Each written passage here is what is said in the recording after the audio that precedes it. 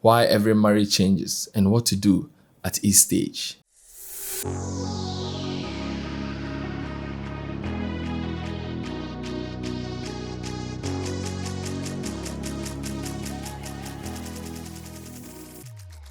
Hello guys, welcome back to my YouTube channel. This is Pastor Albert, and as always, I am delighted to have you join me for another video. If you are a returning subscriber, I'd like to say I really appreciate you for the support for this channel. If you are a new subscriber, don't forget to hit the like, subscribe, and share, and turn on the post notification to be notified on subsequent videos. Let's get into today's video.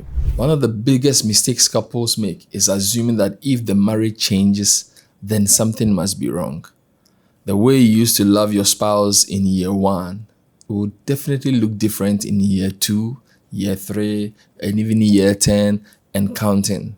The truth of the matter is that every healthy marriage changes. If you don't understand this now, you would interpret every change in your marital relationship as a result of failure.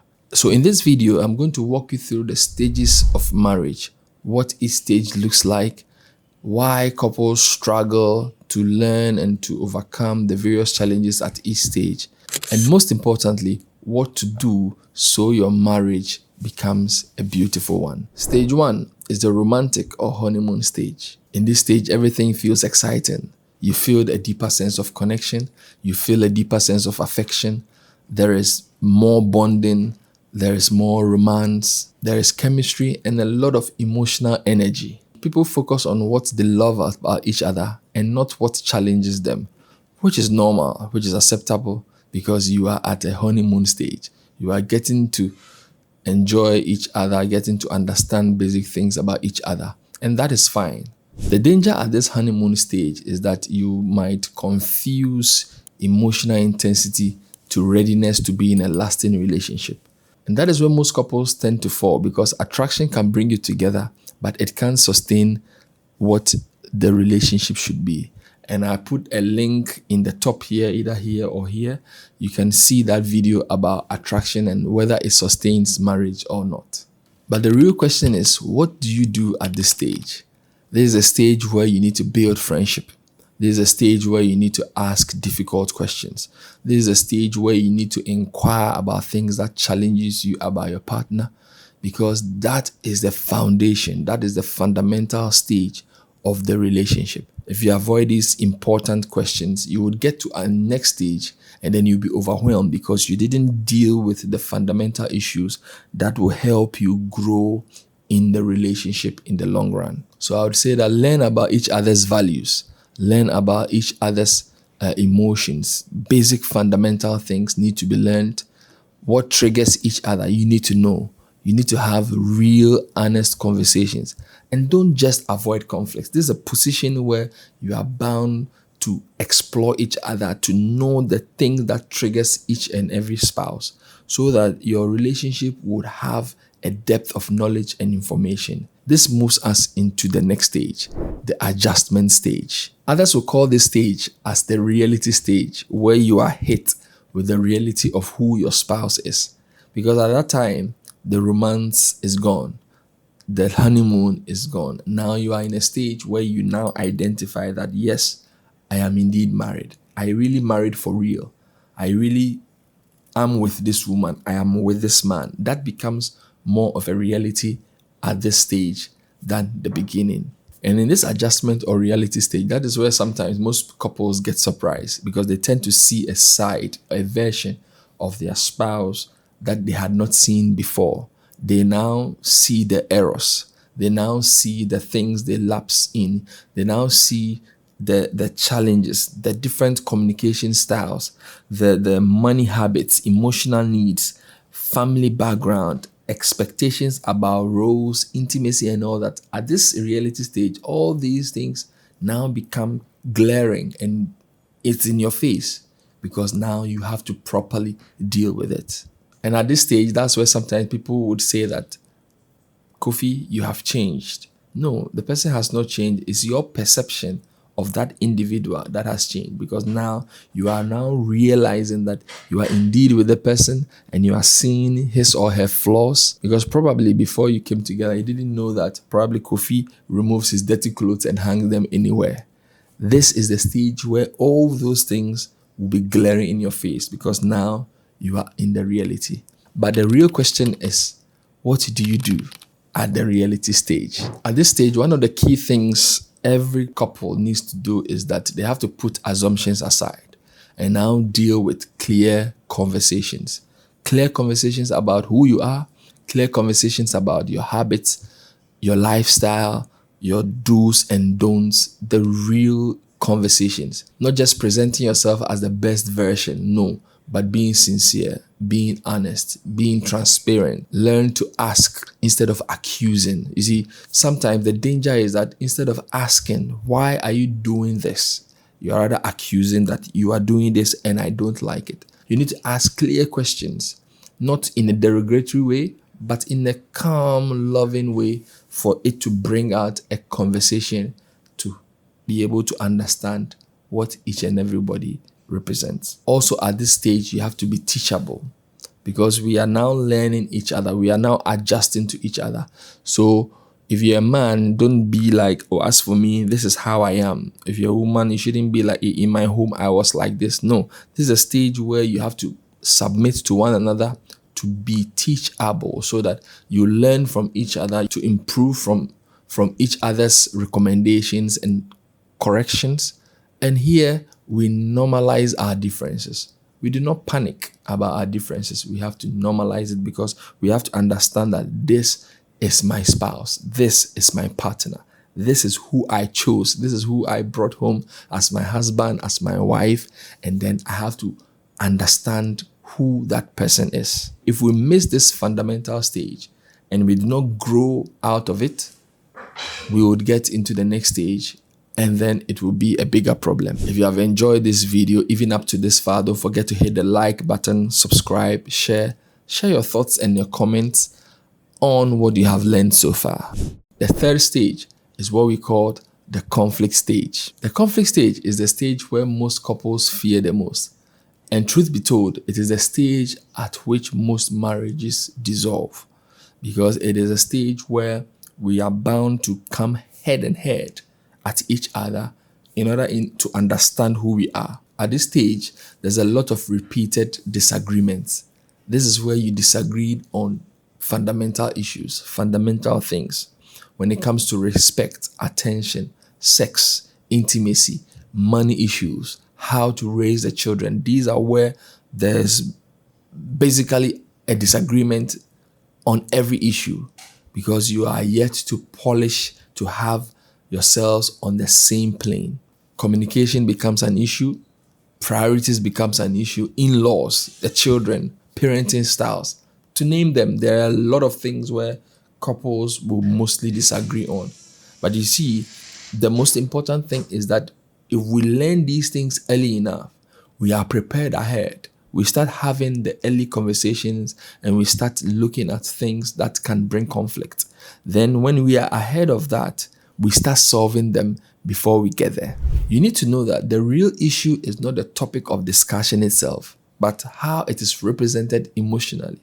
How one will say a word or how would express a sentiment will be misinterpreted emotionally, and that is where the emotional conflict becomes a big challenge for couples.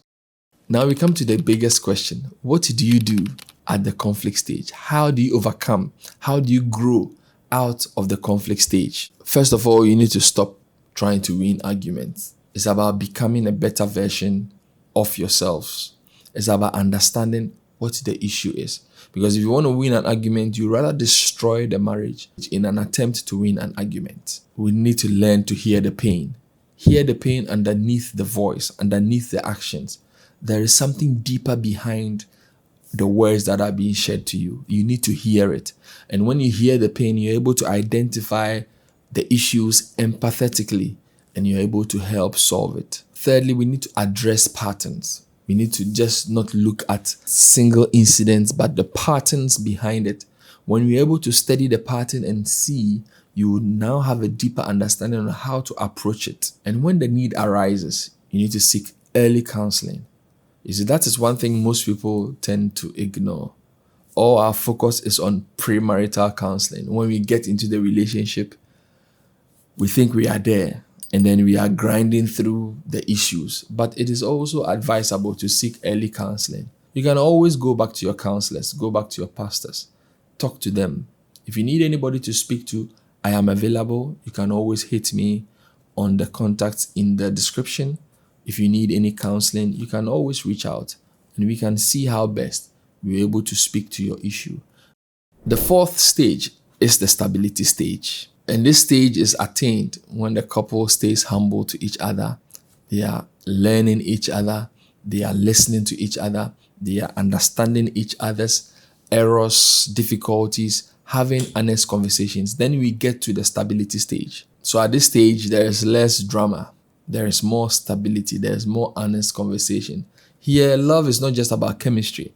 It is a skill that has been learned over the course of life. I need to make this clear that the stages that we are talking about are not limited to time, because some couples are able to learn these things so early that even in the first few years, they are having a stable relationship.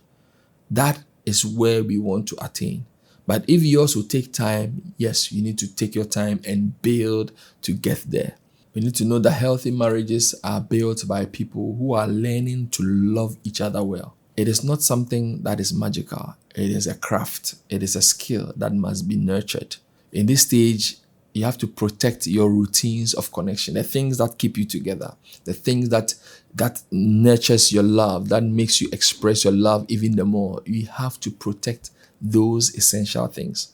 And if we do that, we would see a blissful and more stable marriage. At this stage, one of the things we shouldn't do is just become functional and not emotionally connected. Because at this stage, because we find that everything seems to be stable, we are connected, we might tend to be just on a routine of function, responsibilities, roles, and then we might ignore each other. So in this stage, we have to even date each other the more. We have to go out the more. We have to speak nicely to each other the more. We have to nurture each other the more, do things that excite us, create the spark over and over and over. And I have a video linked in the description and also at the top, which talks about creating the spark in your marriage. You can check out that video and see how best it will help you. So the goal is not just the peace. The goal is for an ongoing connection. And that leads us into the next stage, which is the mature love stage. And this is one of the most beautiful stages in the marital journey.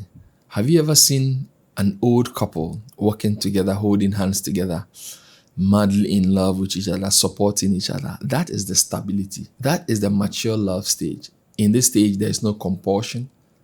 There is just an ongoing passion for each other, passion for each other's welfare, each other's love, a deeper seated loving of one another. Here, the love has already been tested.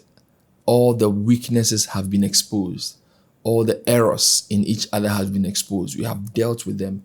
So at this stage, everything you are doing is from a place of deeper connection. Nothing more, nothing less. You've seen all the disappointments. You've seen all the stress. You've seen all the weaknesses. You've seen everything there is to see.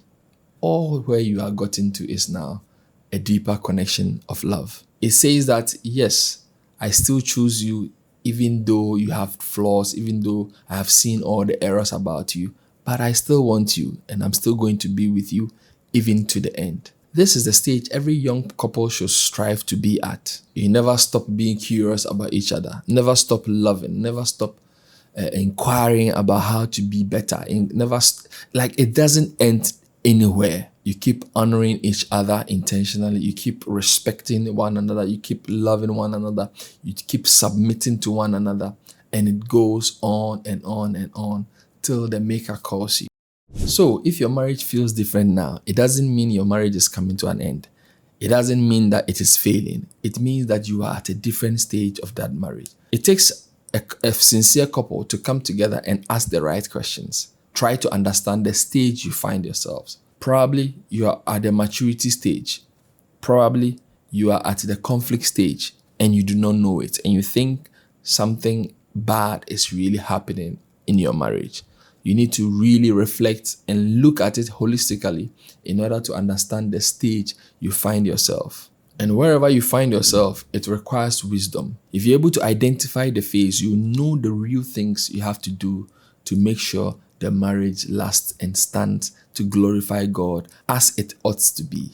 If this video has helped you, make sure you subscribe. For more honest relationship topics as this, put in the comment section, what stage do you think is the most difficult stage and why?